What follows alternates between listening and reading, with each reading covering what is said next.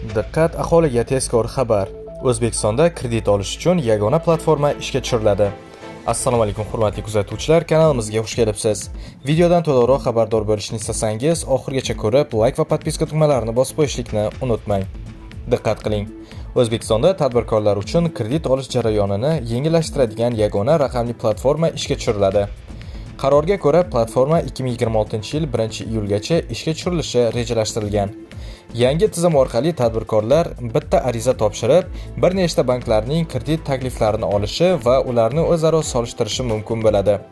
Platformada mavjud ma'lumotlar asosida banklar kredit va boshqa moliyaviy xizmatlar bo'yicha o'z takliflarini yuboradi. Tadbirkorlar esa o'zi uchun eng qulay variantni tanlaydi.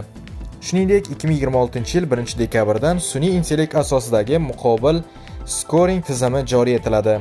Ushbu tizim kredit oluvchilarni kredit tarixi, daromad va soliq ma'lumotlari, mol-mulk, bank operatsiyalari, kommunal to'lovlar, boshqa rasmiy ma'lumotlar asosida baholaydi.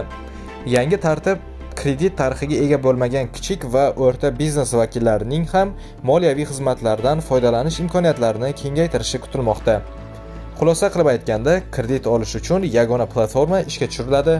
Bir ariza orqali bir nechta bank takliflarini olish mumkin bo'ladi. Sun'iy intellekt asosida yangi baholash tizimi joriy etiladi. Tadbirkorlar uchun kredit olish imkoniyatlari kengayadi. Azizlar, bugungi ma'lumotlar shu. Keyingi sonlarda ko'rishguncha xayr. Videomiz yoqqan bo'lsa, bir dona like bosib, kanalimizga obuna bo'lib qo'yishlikni unutmang.